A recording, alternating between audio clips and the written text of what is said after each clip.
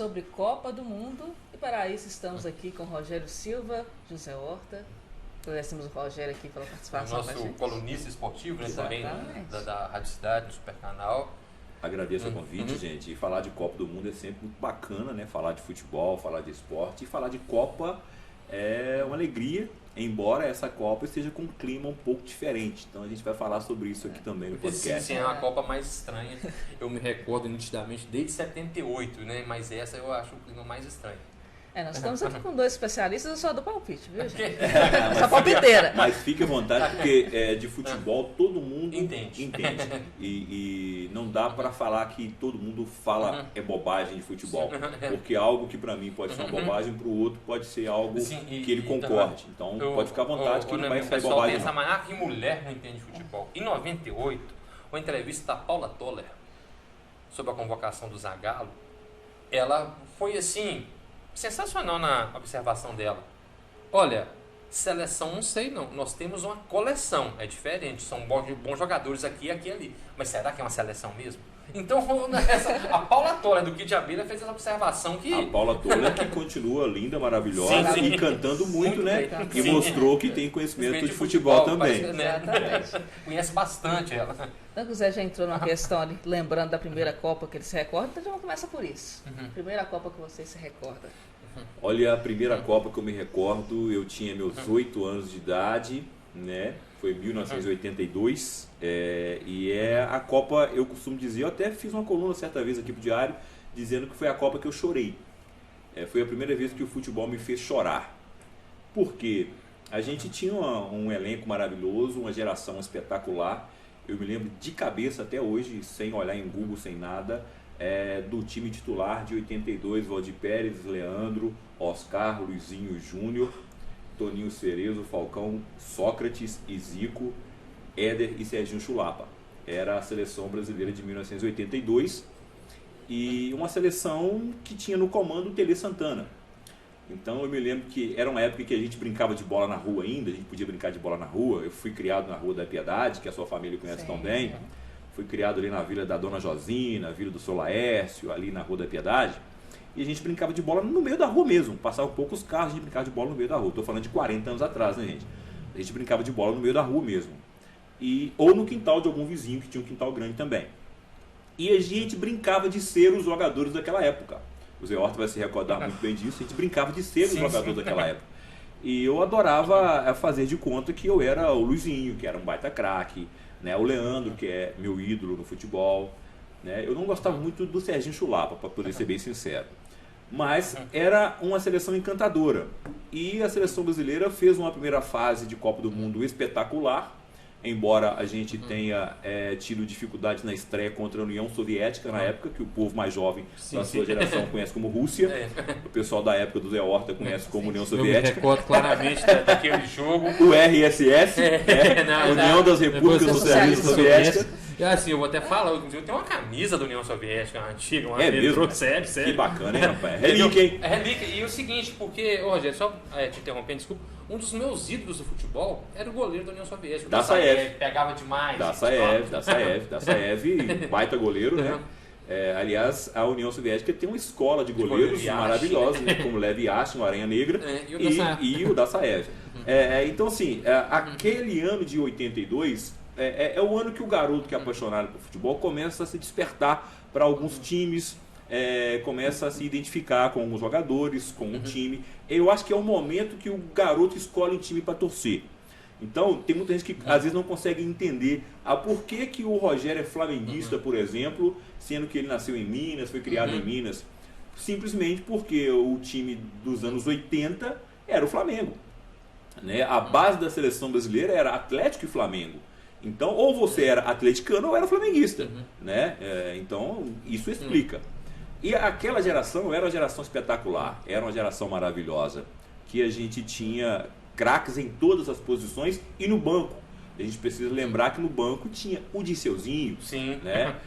Tinha o Batista, né? Então, mas era um outro momento e foi quando eu me apaixonei por futebol, foi quando eu fui para a escolinha do Esporte Clube Caratinga com 8 anos E daquele momento em diante, a identificação da gente com o futebol era muito legal. E aí veio o jogo contra a União Soviética, que o Brasil venceu, né? O Brasil fez 1-0, a União Soviética empatou, e depois o Éder fez um belíssimo gol, que eu tive o prazer de fazer uma entrevista com ele depois, fez um belíssimo gol, o Bomba, né? Fez um belíssimo gol.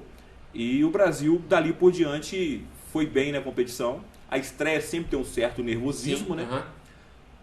Mas o Brasil contra a Itália, que foi o fatídico jogo contra a Itália, o desastre de Sarriá, que é conhecido, o jogo do dia 5 de julho de 1982,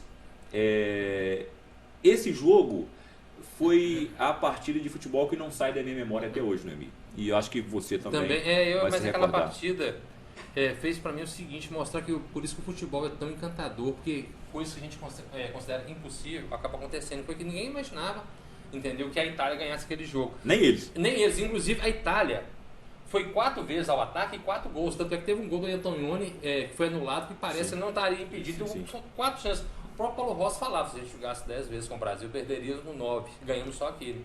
Mas e uma coisa, Rogério, antes de voltar à Copa que me marcou, é o seguinte, a gente fazendo análise, eu acho aquele time da Itália, pelo fato de ter ganhado o Brasil, assim, meio que subestimado, injustiçado. Porque você pode olhar, assim, em todas as posições da Itália, existiam bons jogadores daquele time da Itália.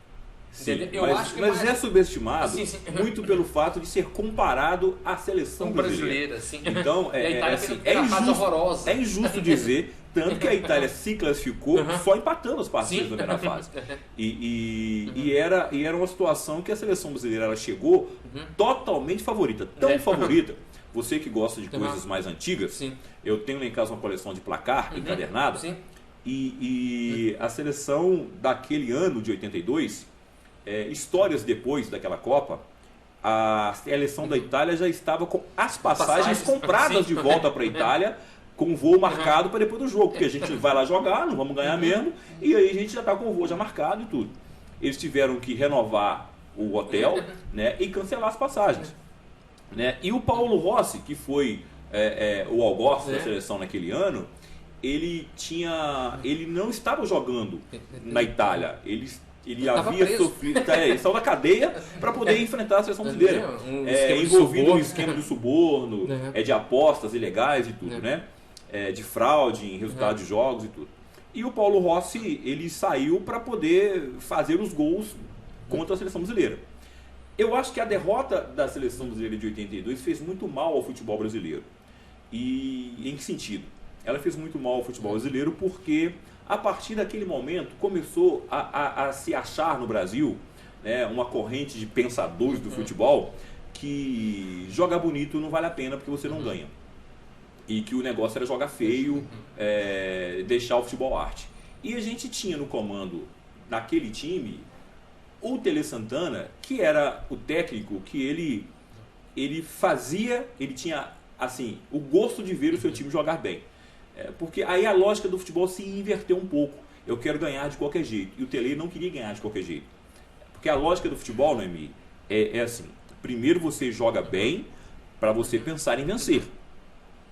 Para mim poder vencer o meu adversário, eu preciso ser melhor do que ele. Essa é a lógica de qualquer jogo. Não só do futebol. Né? Seja no voleibol, qualquer coisa. Eu preciso ser melhor. Só que a partir desse momento, dessa derrota de 82, que foi tão doída, muita gente começou a pensar, e jogar bonito para quê? Para que jogar bonito? E a gente jogou bonito e a Itália foi campeão. Porque o futebol, por isso que o Zé Horta falou, o futebol é assim, nem sempre o melhor vai ganhar. Eu não tenho dúvidas nenhuma que a seleção brasileira, ela era a melhor seleção da Copa, pelo futebol apresentado. O Brasil pegou a Argentina, atual campeão do mundo, e meteu 3, dando um baile. Né? Então, assim, a seleção brasileira era a melhor seleção do mundo. Só que, e eu falei isso, inclusive hoje num comentário para o jornal, da TV, que Copa do Mundo é uma competição de tiro curto. Hoje são 7 jogos para ser campeão, jogados em um mês. Então você pode ter feito uma preparação espetacular, pode ter tido... A Argentina está quase 40 jogos invictos agora, você pode ter tido uma apresentação maravilhosa, só que se você não estiver bem naquele mês, você perde a Copa do Mundo. Então, a Copa do Mundo não é a melhor seleção do mundo, é a melhor seleção do mês. As pessoas precisam entender isso. Então quer dizer que quem ganhou a Copa é a melhor seleção do mundo? Não, é a melhor do mês. É a melhor daquele mês. Sim. Então, a seleção campeã da Copa do Catar vai ser a melhor seleção do mês de novembro e dezembro. Aquele período de Daquele competição. período. Exatamente isso. Em 2002 a Argentina também chegou invicta e foi eliminada da primeira fase. Se eu não me engano, era até com o Bielsa, o treinador, que era eliminada da primeira fase. Sim. E a gente vai se lembrar de outras seleções ao longo das Copas que tinham, né, que chegaram com a pompa muito grande, e outras que fizeram uma campanha maravilhosa, assim, só puxando pela memória, que já não está tão maravilhosa por causa da idade, mas só puxando pela memória. Hungria de 54 era uma seleção espetacular, com Puskás e tudo mais.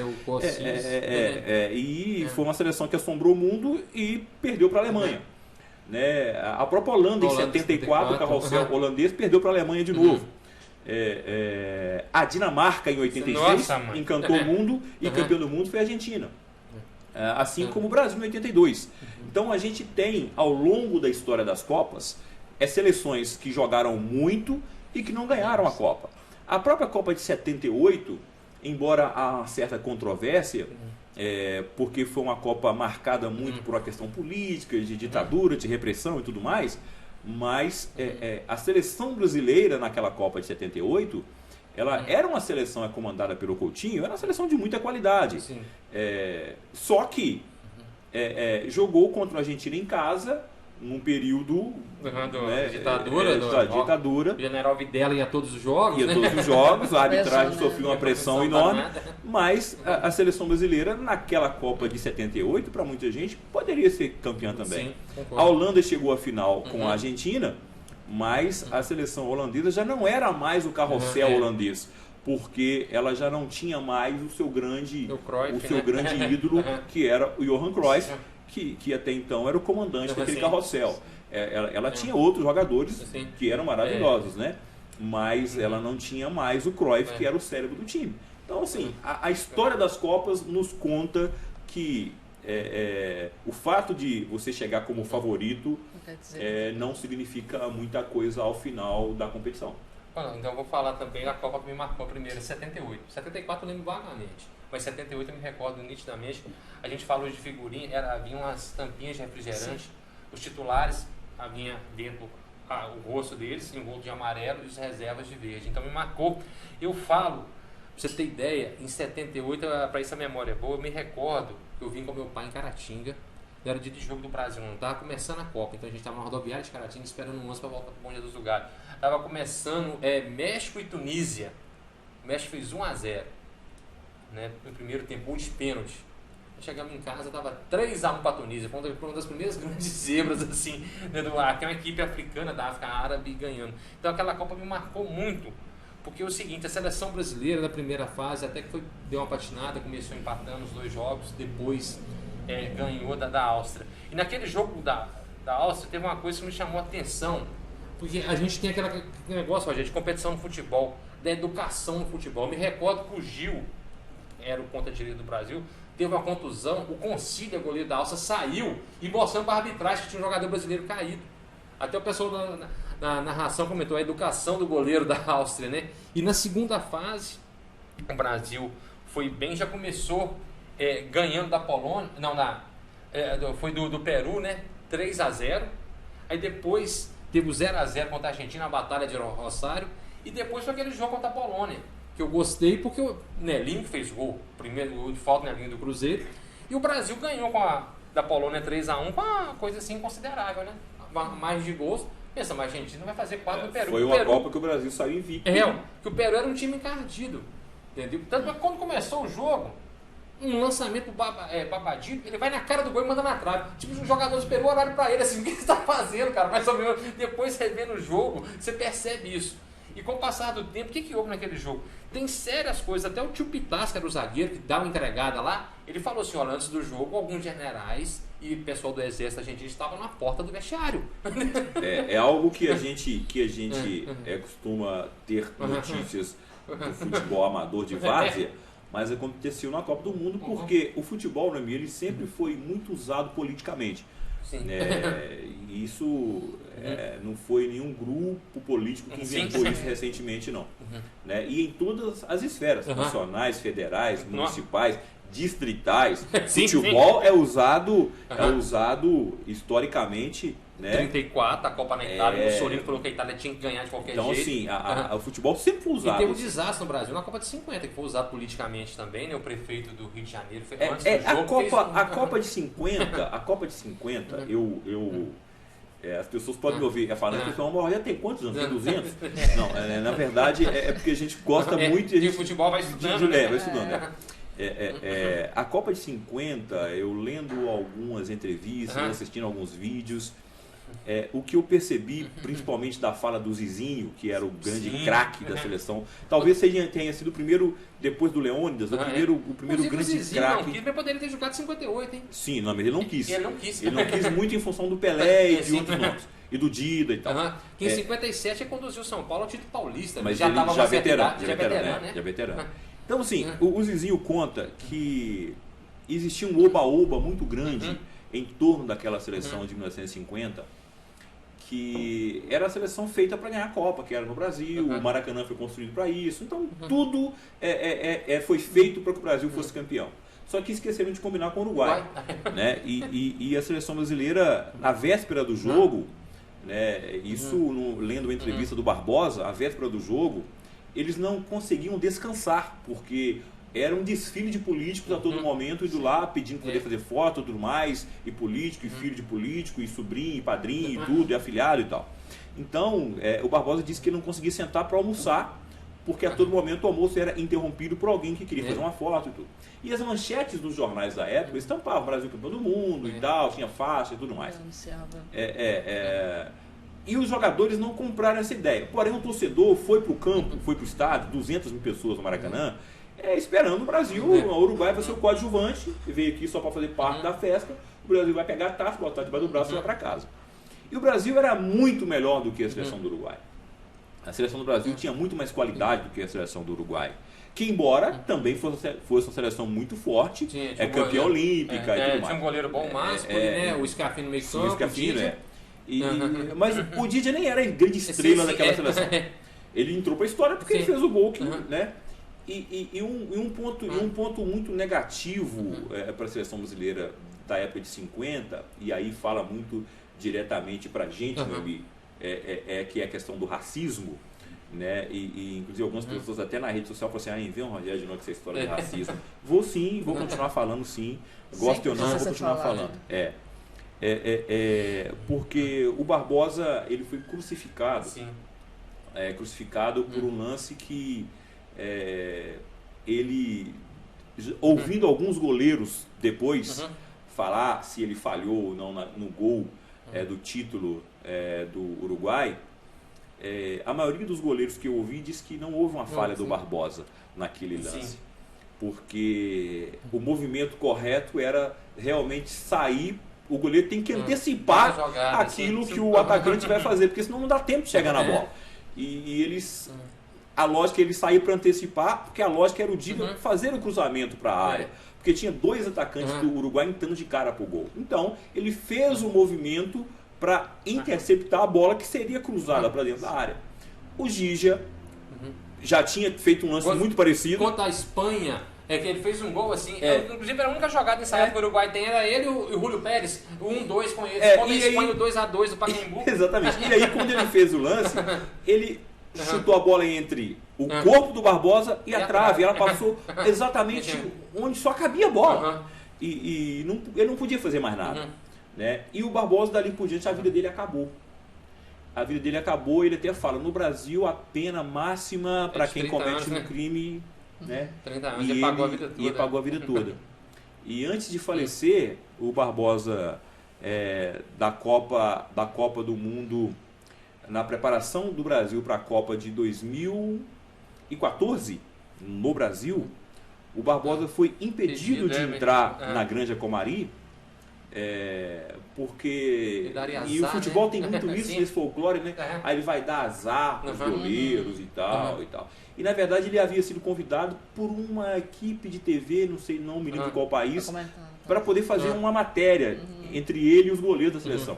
Ele foi impedido. Aquilo magoou o Barbosa de uma forma em que ele nunca mais quis ir ao estádio, quis ir ao estádio de futebol. Inclusive, muita gente em Caratinga talvez não saiba, o Barbosa esteve em Caratinga, no estádio do Dr. Maninho.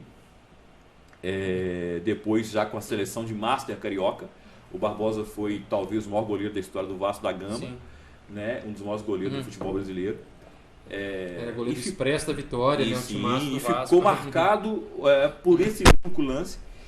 E depois a gente viu algumas pessoas comentarem que, inclusive um dos ídolos que o Brasil tem, que é o Chico Anísio, disse que ele não confiava em goleiro negro, exatamente por conta do Barbosa.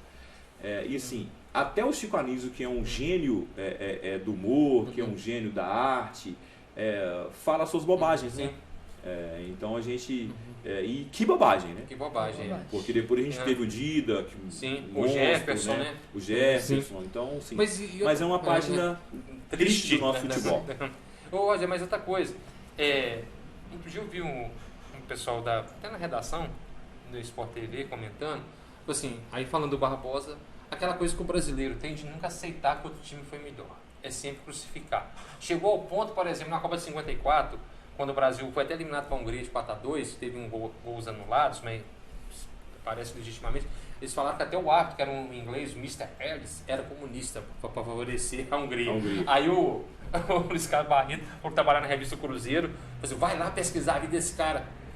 O cara era do Partido Conservador Britânico. Então, sempre o Brasil tem essa coisa de tentar justificar, nunca admitir que o outro foi melhor. Mas você tá falando do futebol, mas isso é pra vida, né, gente? Vai pra vida. Isso é pra vida. O brasileiro adora escolher um herói. Sim. O brasileiro não vive sem um herói. Ele precisa de um herói. É necessidade urgente. O ser humano, de uma certa forma, precisa se apegar a alguém que ele acha que tem dons, poderes superiores. A gente tem que ter nosso herói, nosso vilão. Mas o brasileiro, ele precisa eleger um herói e da mesma forma como ele precisa eleger um vilão. Sim. E em caso de vitória, ele sempre tem um herói. Sim. Né? Em caso de derrota, ele sempre vai escolher um vilão. Sim. Isso, a história das Copas conta isso também. Mas na vida é assim também.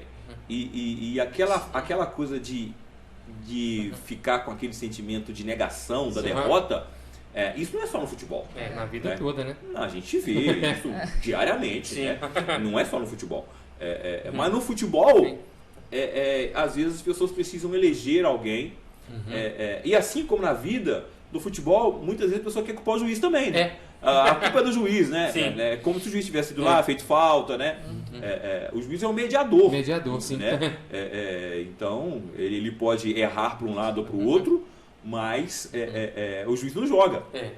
Ele não joga, ele está ali para fazer cumprir as regras do jogo. Ele não joga. Então, assim, mas é muito comum, não só no futebol, como na vida, a pessoa tentar culpar o juiz pela derrota, né? Ao invés de olhar para os próprios erros. Né? Porque é muito mais fácil você depositar a culpa do seu insucesso nos ombros do outro, principalmente se for o árbitro, porque ele, a não ser a família, ninguém torce por ele, né? Do que você admitir os seus próprios erros. Isso acontece no futebol amador, em qualquer esporte. Sempre. E acontece na vida também. A seleção brasileira de 82, que é a Copa que eu me lembro, nós passamos a ter ódio do Paulo Rossi. Sim. E as mais velhas começaram a culpar o Toninho Cerezo. Sim. Porque o Toninho Cerezo teria... ele meteu uma bola cruzada, que cruzou. E realmente, do ponto de vista tático, foi um erro do Cerezo, sim. Você não cruza a bola na frente da área, a não ser pelo alto. Porque quando você cruza por baixo, a chance do adversário pegar a bola. Então, eu aprendi isso na escolinha, há 40 anos atrás, que quando você tiver que cruzar a bola, cruza pelo alto, porque ninguém pega. Agora, por baixo é perigoso. E o Toninho Cerezo cometeu um erro infantil, um erro, como a gente diz, juvenil. Ele cometeu esse erro. Mas foi um baita jogador. Foi um jogador monstruoso, tanto que jogou no futebol europeu numa época em que só os caras mesmo jogo, no segundo gol do Brasil, o Cerezo faz uma movimentação que ele tira 3 e abre espaço para o Falcão chutar. Pode prestar o lance. O jeito que o Cerezo corre, ele tira 3 jogadores da Itália, vão pra cima dele. Ele abre a movimentação que ele fez. E o Falcão fica com a bola livre para poder fazer um dos gols da seleção brasileira, né? No chutaço, né? E a gente tem, quando a gente começa a comparar, e a gente vai entrar na questão da Copa atual, mas quando a gente começa a comparar, Noemi, a gente começa a perceber como que o futebol ele mudou ao longo do tempo, né? As regras tiveram algumas poucas mudanças, mas como que o futebol mudou ao longo do tempo? Por exemplo, daquela seleção brasileira, apenas um jogador atuava fora do país, que era o Falcão, que jogava na Roma, era o rei de Roma. Só o Falcão. Todos os outros jogavam no futebol brasileiro. O Tele Santana já era um visionário naquela época, e o Zé Horta vai se recordar bem, de um quadro do Jô Soares, põe ponta Tele, põe ponta Tele. Porque o Tele Santana naquela época, o que se faz hoje no futebol, que é feijão com arroz, que é o esquema 4-4-2, né, que é os 4 zagueiros, 4 do meio e 2 atacantes, o Tele ele começou a fazer naquela época, e o meio campo da seleção brasileira você jogava com Falcão, Sócrates, você tinha o Falcão, o Sócrates, o Zico, né? O Zico e o Cerezo, né? E lá na frente você tinha o Éder e o Serginho Chulapa. E o Jô Soares fazia uma crítica. Ele criou um personagem, Zé da Galera, que ele queria que o Tele botasse ponta. Porque era a maneira como os clubes jogavam no Brasil. Então todo time tinha o ponto esquerdo, o ponto direito e o centroavante. Né? E o Tele, ele já enxergando mais para frente, ele mudou o esquema do Brasil jogar. E tanto que foi um esquema muito vitorioso, à exceção desse jogo contra a Itália. E esse jogo contra a Itália tem uma diferença, até mesmo de Copa, que naquele jogo o Brasil jogava pelo empate. Hoje na Copa do Mundo não existe jogar pelo empate. Né? Naquele jogo o Brasil, por ter feito a melhor campanha, jogava pelo empate contra a Itália. E eu fiz uma entrevista com o Reinaldo, uma das outras vezes que ele esteve aqui, a gente sentou para tomar um café e fiz uma entrevista com ele. Eu acho que a gente até reproduziu aqui no diário. E eu perguntei para ele, Reinaldo, ele falou assim, olha, se fosse hoje, a seleção brasileira estaria classificada. Ou se o treinador não fosse o Tele Santana. Por um motivo muito simples. Você está jogando contra a Itália. Você saiu na frente, você empatou. Eles fizeram o segundo, você empatou de novo. Você vai continuar tentando fazer o terceiro? Não, você vai segurar o jogo e vai esperar o jogo acabar. Contra-atacar. Você vai esperar o jogo acabar. Só que o Tele Santana, ele não admitia que a equipe dele não jogasse pela vitória. O time dele tinha que jogar melhor e buscando sempre a vitória. Então eu acho assim, o futebol mudou muito, a filosofia, a tática. E repito, né, para ser saudosista, aquela derrota, ela fez muito mal ao futebol brasileiro, porque a partir de 86, quando o Tele voltou, aí já uma seleção envelhecida, né? Sócrates envelhecido, Zico machucado, o Falcão nem foi titular, o Falcão foi reserva, tudo a partir de 1990, a gente começou a enxergar o futebol, que se nasceu a era Dunga, a gente começou a enxergar o futebol como futebol de resultado. Ele quis fazer um time europeu, e o Brasil até tinha alguns jogadores que atuavam no futebol europeu. O alemão jogava no Napoli, com Maradona, o Careca. Mas o principal jogador da função que ele queria usar como europeu jogava no Brasil, que era o Mauro Galvão. Então, assim, e o Lazzaroni, até hoje ninguém entende como que o Lazzaroni foi técnico da seleção brasileira, né? Eu não me lembro de nenhum título de expressão que o Lazzaroni tenha conseguido. Né, com todo respeito à carreira dele. Eu acho que é só foi tricampeão carioca, né? Tá, mas tricampeão carioca o Papai Joel também foi. É só isso. Então, tanto é que tinha até uma piada. Depois virou piada na Copa, uma propaganda de um determinado carro, que o Lazzaroni é parado numa blitz, né? Por um guarda com sotaque italiano. Aí para ele e fala assim, não, eu sou Lazzaroni, técnico do Brasil. Aí o cara disse, o técnico do Brasil, eu sou o Papa. Eu sou o Papa. Aí isso virou piada depois. Virou piada, porque assim, não tinha muita lógica o Lazzaroni ser o técnico do Brasil. Porque o técnico, quando você escolhe um técnico para a seleção brasileira, a lógica é que você escolha, no momento, aquele que esteja apresentando o melhor trabalho. Né? Porque como é feita a escolha do técnico da seleção brasileira, Noemi? A escolha do prefeito é eleição, do presidente é eleição, do deputado é eleição, do senador é eleição. A escolha do técnico da seleção brasileira, que é um cargo super importante, não importante como esse que eu acabei de citar aqui, mas para o imaginário popular, para a paixão que o brasileiro tem para o futebol, um cargo super importante, é feito de acordo com a vontade do presidente da CBF. E o presidente da CBF, na enorme maioria das vezes, e até alguns tempos atrás, era alguém que não tinha ligação nenhuma com o futebol. Nenhuma. Então, né, aquele foi o primeiro Copa com Ricardo Teixeira, né, que ele chamou. Né, eu acho que, se não me engano, foi a primeira Copa com Ricardo Teixeira de apresentar. O sogro dele era o presidente da FIFA, né? Bom, eu vou cortar vocês, porque... Vamos falar, senão a gente vai voltar a Copa de vocês 30. são passados... dois idosos falando de futebol. O negócio é os 2000, gente. Tá certo. Então vamos cortar vocês. Vamos lá. A primeira Copa que eu lembro é 2002. Então, nossa, mãe. Então o Brasil ganhou da Alemanha e depois em 2014 veio, né, aquele 7-1. Sim. E vamos falar então, da convocação atual, é isso? Isso, vamos para a atualidade, né? Rogério, nesse país dividido, parece que o Daniel Alves conseguiu unir todo mundo, é isso mesmo? Você concorda com a convocação dele? Como que é? O Daniel Alves, ele foi um baita jogador de futebol. Foi um grande lateral direito. No seu auge, o melhor lateral direito do mundo atuando no Barcelona. Ponto. Isto posto, o Daniel Alves não merecia ser convocado para a seleção brasileira agora. Do ponto de vista técnico, não. Ele veio para o São Paulo jogar no meio campo como uma solução para o time e foi um fiasco. Sim. Ele voltou para o Barcelona B para ser comandado pelo seu amigo Xavi. E quando o seu amigo te dispensa, é porque você está mal mesmo. Verdade. Se o cara é seu amigo e ele te dispensa, você está mal mesmo. Então o Daniel Alves foi dispensado, não serviu para o Barcelona B. Foi jogar no Pumas do México e lá ele não é unanimidade. Então o Daniel Alves não merecia ser convocado para a seleção brasileira. Eu ouço muita gente falar assim, mas você tem... mas eu acho muito que ele foi convocado pelo histórico, então vamos chamar o Pelé. Isso é verdade. Certo? Vamos chamar o Pelé. Então não foi convocado pelo histórico. Ele foi convocado porque ele agrega no grupo. O Daniel Alves nunca foi líder em time nenhum. Porque o que é uma liderança? É aquele cara que fala em nome do grupo. Sim. É aquele cara que o técnico se reúne para discutir tática com ele. Porque tem, tá, né? Aquele camarada do elenco lá de 26 jogadores que o técnico chama no meio da madrugada no quarto. O que você acha? Tem esse cara. O Daniel Alves não é esse cara. Ele não é uma influência de grupo. Não estou falando que ele é uma má pessoa. Estou falando que ele não é aquele camarada que ele não é um líder como o Dunga. Não é. Ele não é. Então, ele não foi convocado pela parte técnica. Ele não foi convocado pela questão da liderança.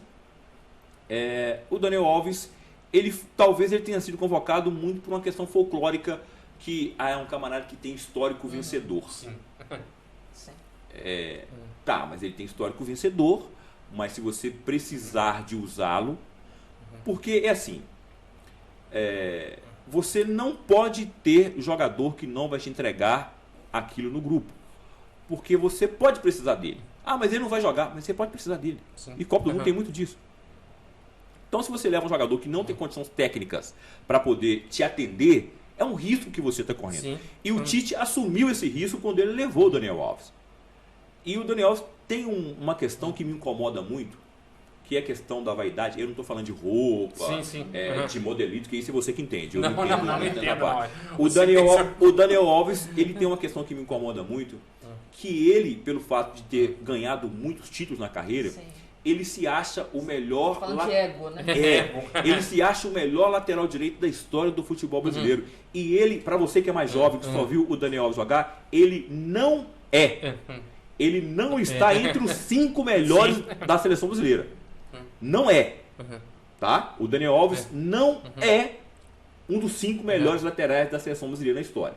Eu posso citar aqui, vou falar do Leandro, que para mim foi o melhor que eu jogar, aí eu vou falar do Carlos Alberto Torres, do Djalma, do Djalma Dias. Não, só para ficar nesses 3. Não, tem uma situação... O Cafu, capitão do Tetra, do Penta, quer dizer. Sim. Então, assim, o Daniel Alves não está entre os 5 melhores laterais que vestiram a camisa da seleção brasileira. Só que na cabeça dele, e é um direito dele de pensar, ele acha que ele jogou mais que o Carlos Alberto Torres, jogou mais do que... E outra coisa, mas ele tem mais títulos. Títulos não significa que você foi melhor. E eu posso dar um exemplo muito claro. O Luizinho, titular da seleção de 82, foi o melhor zagueiro que eu vi jogar. O Luizinho não é campeão do mundo. Sim. O Ronaldão é campeão de 94 e o Anderson Polga de 2002. Não podem comparar. Então, o Luizinho jogou menos do que esses caras? Não. Mas isso é campeão do mundo. Mas Ou você tem lá um jogador de Raí, campeão de 94, camisa 10.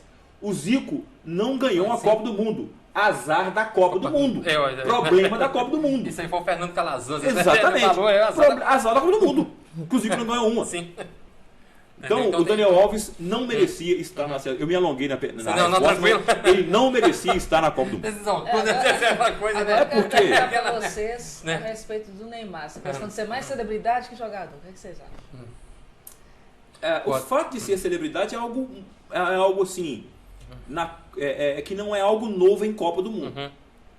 Porque hoje, obviamente, muito mais com o advento de rede social e tudo. O cara leva o celular para dentro do campo quase. Ele só não joga com ele porque não pode. Mas ele. Celebridade em Copa do Mundo é algo que existe desde que a bola foi inventada. O Pelé, a partir do segundo jogo da seleção de 58, passou a ser uma celebridade. Não tinha rede social, mas era uma celebridade. Sim. Tanto é que tem uma história de bastidores da Copa 58. Quando o Brasil é campeão do mundo, reserva o Joel, né? O Joel, quando foi apresentado para suecas, não ia saber quem que era Pelé, que não tinha visto, ele se apresentou como Pelé. Para conversar com as meninas. Deve ter namorado bastante sendo chamado de Pelé. Mas exatamente, então ele era uma celebridade. O Neymar, só que existia uma grande diferença. O Pelé era uma celebridade, mas ele, antes de ser uma celebridade, ele era jogador de futebol. Ele era muito profissional, ele se dedicava demais. Ele não foi o atleta do século, o gênio, o maior da história, porque ele nasceu com um dom e tal. Ele nasceu com um dom, mas esse dom foi aprimorado. O Neymar, em alguns momentos, ele se esquece disso. Eu acho que o Neymar deveria ter como exemplo de carreira o Cristiano Ronaldo. Porque se o Cristiano Ronaldo tivesse nascido no Brasil, com a dedicação que ele tem, o Cristiano Ronaldo provavelmente teria sido campeão do mundo as 2 vezes ou 3. E sido o melhor do mundo as 8 vezes. O problema dele foi que nasceu em Portugal. E outra coisa, ele não consegue ter. Como o Cristiano Ronaldo mudou a postura. Na Copa de 2006, você recorda que ele cavou uma expulsão contra a Inglaterra. Né? Até o Rooney foi expulso. Depois, no jogo seguinte, na semifinal, toda vez que ele pegava na bola, ele era extremamente vaiado. Na semifinal contra a França. O Cristiano antes era meio provocador, gostava de cavar uma amadureceu, falta. Né? Amadureceu. O que aquilo fez pra ele? A partir do momento também que seja a questão do staff, patrocinador, não vai querer. Você joga na Inglaterra, cara. Você não vai querer associar sua imagem com a marca lá. Ele mudou. Embora a última entrevista dele até questionável, agora questionando a questão lá do Manchester United, mas você vê como que ele mudou a questão comportamental nele. E o treino dele é uma coisa assim absurda. Absurdo. O Neymar, pelo que a gente não tá lá, a gente entende, ele não é um preguiçoso, aquele último da fila. Não é. Mas ele é aquele camarada que ele perde o foco com muita facilidade. Ninguém discute que da sua geração ele é o mais talentoso de todos.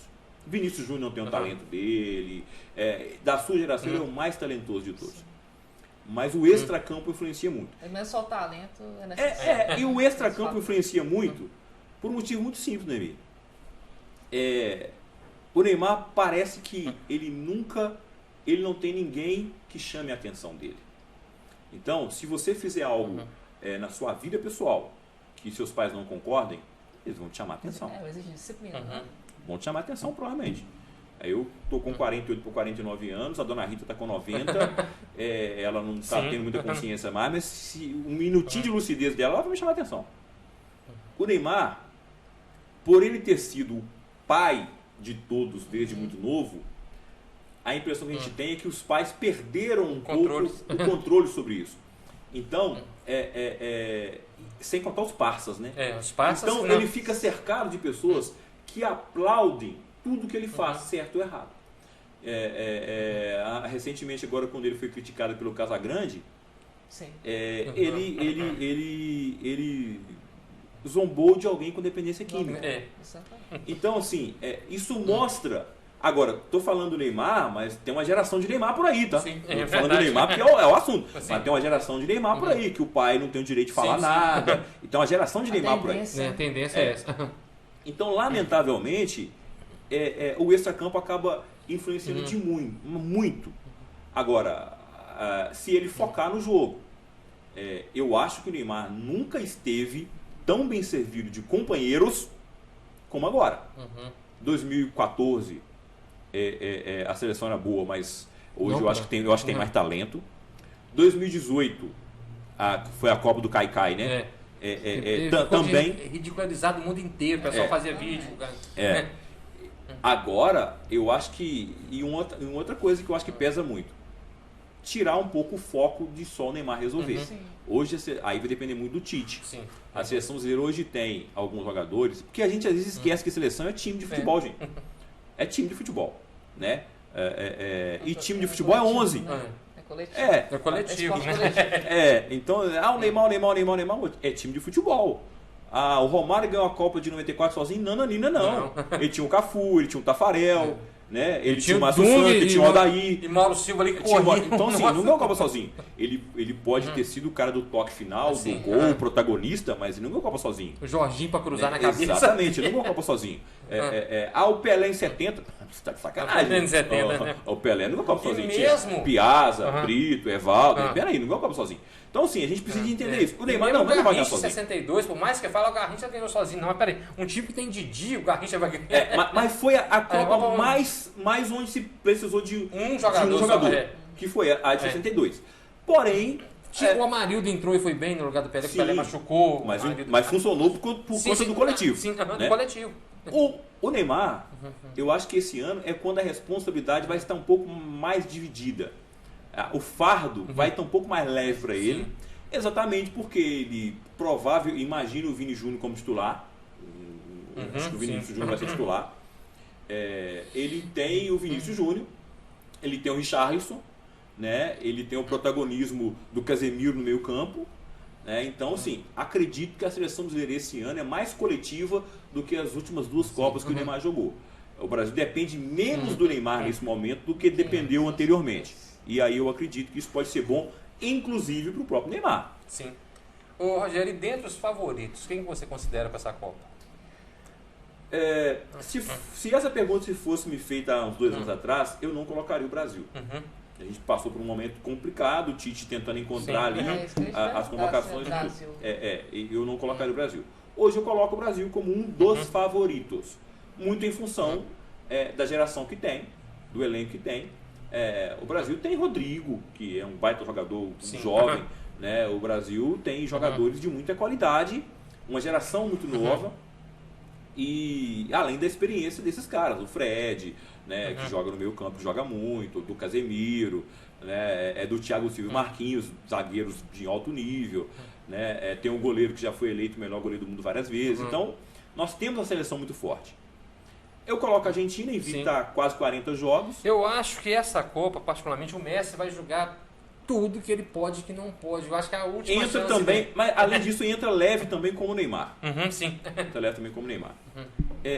Acho que Brasil, Argentina, Alemanha... Nunca se pode descartar a Alemanha. Sempre favorito só por ser Alemanha. Você botar um time de menino lá com a camisa da Alemanha... É o time mais pragmático do mundo, a Alemanha. Se precisar perder na primeira fase para pegar um adversário mais fraco, eles já fizeram isso. Já fizeram. 74 perdem sem problema para a Alemanha Oriental para sair do fora do grupo do Brasil. Sem problema nenhum. Eles não têm vergonha de fazer isso. Então, assim, a França, apesar de algumas lesões que podem comprometer o time titular, o Kanté, por exemplo, vai fazer muita falta, entra como favorito também. França, Brasil, Argentina, Alemanha. E aí, você pode pensar assim, mas fora Brasil, Argentina, Alemanha, você tem algumas outras seleções. A gente sempre olha com muito carinho para a Holanda, né? Sim. A gente sempre olha. A Holanda é sempre aquela seleção que você acredita porque sempre teve gerações muito talentosas. Mas a Holanda dessa vez a estrela é o Van Gaal, o treinador, né? Pois é, mas aí é o seguinte, sempre quando a Holanda teve estrelas em campo, ela não conseguiu apresentar mais. A Copa de 90 é um fracasso. E se tinha Van Basten, Rijkaard, só esse trio aí. Tinha um goleiraço, Van Broek, que tinha sido campeão. Só esse trio aí já te deixa... Mas eu acho que não foge muito de Brasil, Argentina, de França, Alemanha. Eu gostaria muito de colocar a seleção de Portugal nessa lista, mas eu não consigo. Eu acho que Portugal, peça por peça, se for olhar, tem um timaço. se for olhar um meio campo lá, mas vamos ver como que vai ser esse time dentro das 4 linhas. Porque você pode olhar, os jogadores são destaques no futebol inglês. Mas tá tendo algumas lesões também que podem prejudicar. E é uma seleção que ela oscilou muito ao longo da temporada. Agora, é aquilo que a gente falou aqui agora há pouco, Noemi. Copa do Mundo, não é a melhor seleção do mundo. Sim, é. Porque você olha a Espanha, Luiz Henrique apostando no coletivo. Para você apurar o melhor do mundo, teria que ser como o Campeonato Brasileiro com 38 rodadas. Né? O Campeonato Brasileiro, por exemplo, você consegue apontar o campeão brasileiro como o melhor time do Brasil por um motivo simples. Ele jogou 38 vezes, 2 vezes cada time. Então ele provou que ele é melhor. Então não tem como você contestar que o Palmeiras é o melhor time do Brasil hoje. Copa é diferente. Um erro, uma falha. Nós falamos aqui várias vezes. Um erro, uma falha, um dia infeliz. Isso pode comprometer tudo. Então, Copa do Mundo não aponta necessariamente a melhor seleção do mundo. Rogério, pra quem ficou de fora, por exemplo, o Gabigol, teve até essa fake aí que tem esse o povo é demais, né? O que você acha, Gabigol? E a convocação do Gabriel Martinelli, né? Até o Neymar se assustou na hora. Mas aí a gente volta, em uma coisinha que o brasileiro, às vezes, o brasileiro acha, aquele brasileiro mais voltado para as coisas só do Brasil, ele acha que aqui se joga o melhor futebol do mundo. Sim. E lamento informar, aqui não se joga o melhor futebol do mundo. Nós não temos um campeonato melhor do mundo. Né? E o Gabigol, as experiências que ele teve jogando no futebol europeu, ele não conseguiu se dar bem no Benfica. Sim, verdade. No campeonato português, que é uma segunda divisão da Europa. Com todo respeito, ele não jogou bem lá. Mas no Flamengo ele está arrebentando e tudo mais. Uma coisa eu quero jogar em alto nível na Europa. A outra eu quero jogar em alto nível no Brasil. Então, eu sou fã do Gabigol. Acho que o Gabigol já está entre os grandes ídolos da história do Flamengo. Se pedirem para mim poder montar um Flamengo de todos os tempos, eu com muita dor no coração vou tirar o Nunes, o Carcará sanguinolento, vou colocar o Gabigol, mas não acho nenhum absurdo ele não ter ido para a Copa do Mundo. Até tentando pensar com a cabeça do Tite, que é a questão tática. O Gabigol ele tem mais qualidade técnica do que o Pedro. Ponto.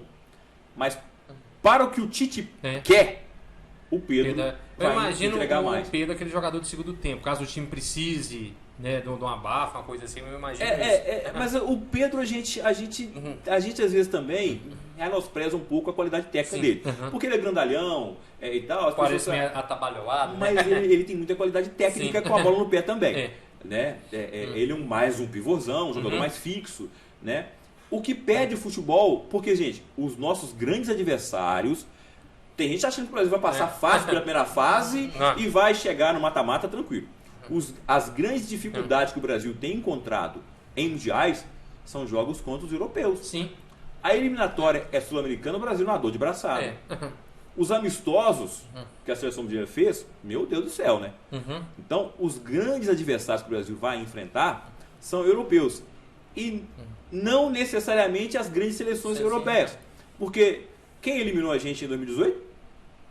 Foi em 2018, foi a Bélgica, a famosa geração belga, né? Que é também a última chance de provar algo, né? Agora. Pois é, mas essa questão de provar algo, ela é muito. Ela assim.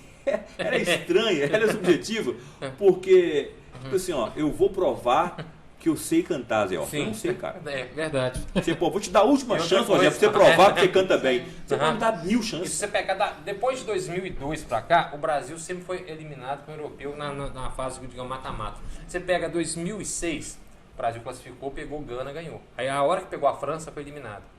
Em 2010, o Brasil classificou, depois pegou o Chile, ganhou. A hora que pegou a Holanda, foi eliminado. E aí eu te pergunto por quê? Eu vou devolver a pergunta pra você agora. Tem muita gente assim, pô, mas os grandes jogadores do Brasil não jogam na Europa? Eles não eram para ter dificuldade contra os europeus. Eles falam assim. Sim, mas entra aqui que você falou, futebol é coletivo. Todo mundo joga na Europa, mas um joga na Inglaterra, outro joga na Itália. E aí, o fato do cara jogar na Europa, estar acostumado a enfrentar o Lukaku, o De Bruyne, ok. Só que quando o camarada vem para a seleção brasileira, ele muitas vezes ele não joga o que joga no clube dele porque o esquema tático é outro. Sim. E aí, eu tenho um respeito enorme pelo Tite. Não fui a favor da permanência dele depois de 2018, mas sou obrigado a admitir que dos últimos 2 anos para cá ele fez o time jogar bem. Mas esse jogar bem é muito relativo, porque nós não enfrentamos nenhuma grande seleção europeia. Sim. Nós perdemos a Copa América para a Argentina, no Brasil, né? E acho que a gente tem essa dificuldade contra os europeus. E a cabeça do treinador conta muito. O Tite, na Copa de 2018, o técnico de Portugal, Martínez, né? Não, da Bélgica. Da Bélgica, desculpa. Ele é espanhol, mas espanhol, Martínez, ele é espanhol. Ele não é um técnico de ponta. Não é um técnico do primeiro time europeu. Porque estava no Everton. E ele enxergou a leitura que ele fez do jogo contra a seleção brasileira é de quem estuda futebol. Porque futebol, né, é muito mais do que 22 homens correndo atrás da bola. Né? E ele fez uma leitura tática do jogo em que a Bélgica voltou outra para o segundo tempo e ganhou o jogo do Brasil. E a preocupação do Daniel Alves se o Daniel Alves foi para lá para tocar pandeiro, para animar o Neymar, bacana. Mas se ele foi para lá, vou precisar desse cara no jogo contra uma seleção que joga, que tem alguém aberto do lado dele, que vai para cima dele, no 1 contra 1, nós vamos ter dificuldade. Porque hoje o Daniel Alves não marca nem cartão de bingo mais. Então nós vamos ter dificuldade. Então, assim, é aí que eu falo que o Tite assumiu um risco. E uma Copa do Mundo você perde nos detalhes. Verdade. Não, em 2010 também foi a mesma coisa. Mas eu estava ganhando de 1-0 da Holanda. No segundo tempo, o técnico da Holanda, não sei se era o Dica Avocado, né? Mudou taticamente o time todo sem alterar um jogador e virou o jogo para 2-1. É a dificuldade que o brasileiro não tem. Aí, quando a gente fala assim, a gente tem um déficit enorme de treinadores. Sim. A leitura rápida ali. Exatamente. A leitura dele foi muito bem feita. A gente tem um déficit enorme de treinadores. E por quê? Porque se a gente tivesse bons técnicos hoje, eles estariam pelo menos em time de segundo escalão da Europa. A grande prova que a gente não tem... Porque nem Portugal pega... É simples. Não, nós temos que trazer de lá. E nós estamos trazendo os melhores. Sim. O Abel Braga, que é rei do Palmeiras... O Abel Ferreira. O Abel Ferreira, que é rei do Palmeiras... Ele não tinha ganhado nada como treinador em Portugal. O Jorge Jesus virou Deus no Flamengo. Lá, o Jesus lá era Judas, que ele traiu o Benfica, vai pro esporte. E não ganhou nada. E não tinha ganhado nada. E quando retornou agora, também nada. Voltou a não ganhar nada. Pra Turquia. Então isso mostra que o futebol brasileiro está muito atrás ainda do futebol europeu na questão tática e tudo mais. Só para esclarecer, o Tite, deixando a seleção brasileira, você acha que ele vai receber algum convite de um time, pelo menos mediano? Eu acredito que não. Da Europa? Eu acredito que não. Valência? Não, eu acredito que não. Não vai receber. Ele não vai receber. Muito provável que a escola argentina de treinadores, o Gallardo, que saiu agora do River Plate, que recusou o convite do Atlético, é muito provável que o Gallardo vá para a Europa e assuma lá um time, mesmo que não seja um dos grandes da Liga Inglesa, mas que ele assuma um time de porte médio na Europa, que o Tite, que é técnico da seleção brasileira, que é uma das favoritas da Copa do Mundo. Porque eles olham para o futebol brasileiro, existe naturalmente, historicamente, um eurocentrismo. Sim, a Europa sempre se achou o centro do mundo, e até, de certa forma, durante muito tempo foi, né? Acabou. Durante muito tempo você achava que o mundo era a Europa, né? Sim. Só que esse eurocentrismo continua existindo, principalmente no futebol. Um jogador para ser eleito melhor do mundo, se não estiver na Europa, não vai ser. Sim. Você lembra o Edmundo em 97, o tanto que jogou, nem foi... Não foi o próprio Guardiola, um tempo atrás, aí, quando foi melhor treinador do mundo, ele falou assim, tem uma lista aí, não tem o Marcelo Gallardo, é um absurdo. Sim. O próprio Guardiola falou, não tem o Marcelo Gallardo nessa lista, é um absurdo. Mas por quê? Porque a Europa olha para a Europa e depois olha depois para as colônias, que somos nós. Infelizmente, não adianta eu querer que fale assim, então o futebol brasileiro, se o Brasil for campeão mundial, ele vai ser campeão mundial em cima de talento de jogadores, que a gente tem uma geração muito talentosa, ele vai ser campeão mundial pelo fato de ter jogadores acostumados a grandes decisões. Eu não acho que o Vini Júnior vai tremer quando tá certo, não vai. Mas a seleção brasileira, ao longo da história, as Copas do Mundo, muita gente não se lembra de alguns técnicos que foram campeões do mundo pelo Brasil. Né? O Feola, campeão do mundo em 58, dizem que ele dormia no banco de reserva. Ele escalava o time e dormia. Sentava lá e dormia. Em 62, foi a Moré Moreira. Aí Moré Moreira também não era, não tá, quem foi, ninguém lembra. Em 70 as pessoas se lembram do Zagallo, porque o Zagallo depois se perpetuou na seleção. Mas em 70, muita gente fala assim, mas em 70 até eu era campeão. Porque você tinha Pelé, Rivelino, Tostão, você era campeão. Não é bem assim, a gente sabe que não é bem assim. Mas as pessoas pensam assim. Aí depois, em 2002, aí em 94, a geração brasileira de 94, você tinha Dunga, você tinha Romário, Bebeto, né, Mauro Silva, e foi a seleção mais pragmática a ganhar uma Copa do Mundo. Olha, aí teve o dedo do treinador muito importante. Mas em 2002 o Filipão foi campeão do mundo e tem os seus méritos, mas o Filipão tinha naquela seleção Rivaldo, Ronaldinho Fenômeno, o Fenômeno, o Gaúcho, o Rivaldo e o Kaká. 4 jogadores melhores do mundo. 4 melhores do mundo. Em época diferente, mas 4 melhores do mundo, e mais uma vez. Os dois laterais excepcionais, Cafu e Roberto Carlos, para aquela proposta de jogo do Filipão. Inclusive colocando um sistema com 3 zagueiros para cobrir as subidas. Os dois subiam. Mas aí eu me apego muito, Zé, na questão de que é um detalhe que naquele grupo ele tinha 4 melhores do mundo. Quem tem isso hoje, gente? A Argentina chega como favorito, tem o Messi. É Portugal, tem o Cristiano Ronaldo. O Brasil naquele momento tinha 4 jogadores melhores do mundo. Então o Filipão tem os méritos dele? Tem. Mas eu tô vendo muita gente reclamar agora aqui e eu também reclamando, a convocação do Daniel Alves.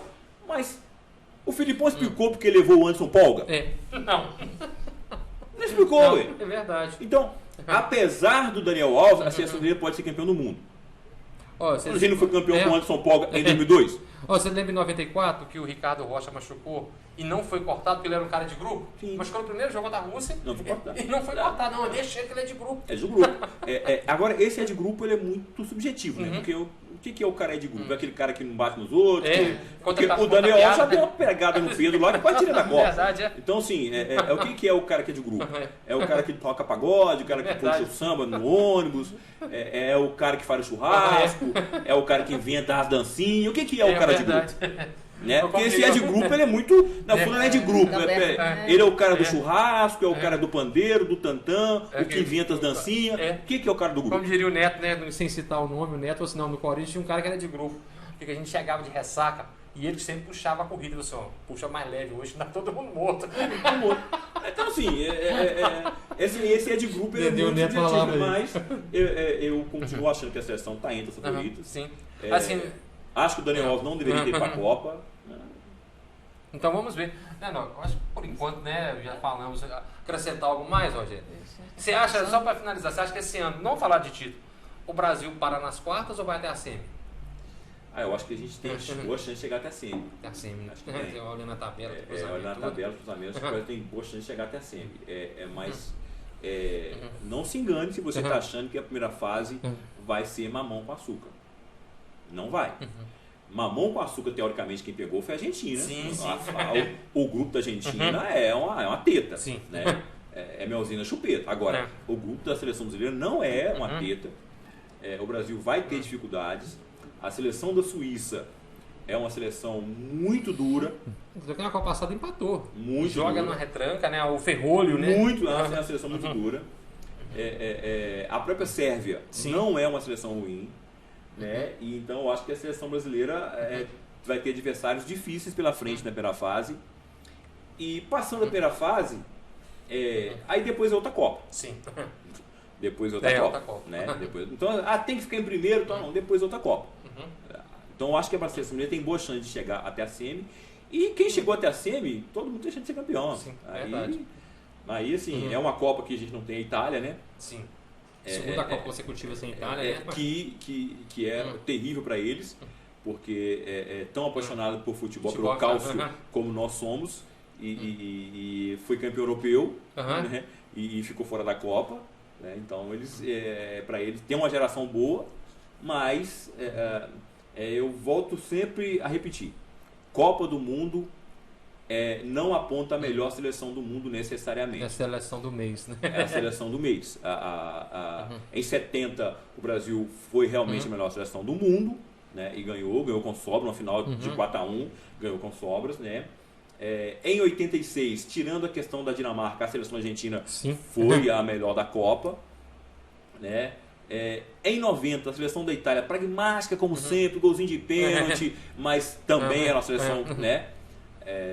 Em 94, pode se questionar a seleção brasileira, mas também, para mim, acho que foi a melhor seleção da Copa. Posso não agradar no estilo de jogo, mas foi a melhor seleção da Copa. Em outros anos, nós já tivemos melhores seleções da Copa que não ganharam. Então, ganhou a melhor seleção? Pode ser que não, né? Pode acontecer de não. Na última Copa, eu acho que a seleção da França até foi a melhor. Sim. Né? Até foi a melhor. Mas não acho que necessariamente a melhor seleção do mundo vai ganhar a Copa do Mundo, não. Seria se fosse uma competição de pontos corridos, como o Palmeiras. Exato, né? Sim. Aí ninguém vai questionar. Com mais pontos, né? Não tem porque o erro numa competição de ponto corrido, por isso que existe a diferença de campeonato para Copa, né? Para Copa. O erro, quando você joga quase 40 jogos, um erro da arbitragem aqui, uma falha do zagueiro ali, do goleiro aqui, ao longo da competição ela né, você mais ameno do que é diluída. Ela é diluída, né? Uma falha do árbitro, ela é diluída. É diluído o erro. Numa Copa não. Numa Copa, um passe do Cerezo pro meio da área, uma falha de marcação, uma ajeitada de meião do Roberto Carlos. Então, isso tudo conta lá na frente. E serve pro nosso folclore de procurar vilão e herói, né? Tá certo. Pode fazer as honras Agradeço finais. então a vocês aí pela participação conosco. A você que está nos assistindo, continue conosco aqui pelo Diário de Caratinga, compartilhe esse vídeo. Vamos ver se dessa vez o Hexa vem, né, gente? Vamos torcer pelo Hexa. Eu acho que a gente ficou muito preso. E esse ano a questão da Copa ficou muito estranha pelo fato de ser em novembro. No meio a um processo político que ainda não acabou, por incrível que pareça, né? Já era para ter acabado, ainda não acabou. Mais um turno da eleição, terceiro turno da eleição, não acabou ainda, né? E a própria camisa da seleção brasileira, eu conversando com um amigo meu que tem loja em Caratinga, ele falou assim: a camisa amarela está encalhada, as pessoas estão chegando aqui comprando a azul e a branca, né? Porque se politizou demais. Acho que o futebol sempre foi usado politicamente, como a gente falou aqui.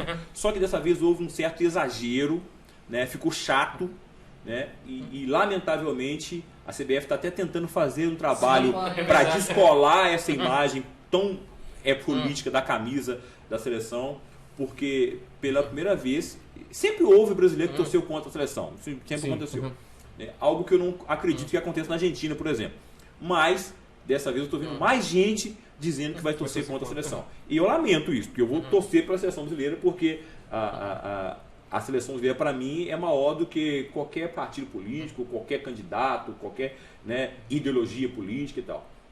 Mas tem gente que, infelizmente, vai torcer contra, exatamente por conta dessa birra que se causou, esse extremismo, tanto de um lado quanto do outro, em relação à seleção brasileira. Pra você ter uma ideia, outro dia eu estava com a minha camisa retrô do América, aquela vermelha, e eu tive que explicar que era do América. Só para você ver a que ponto chegamos. Né? Assim como o Cardeal em São Paulo teve que explicar a roupa vermelha dele, lamentavelmente. Então é isso, a Copa do Mundo está chegando, vamos ficar na torcida então. Valeu, gente. Abraço. Valeu, obrigado.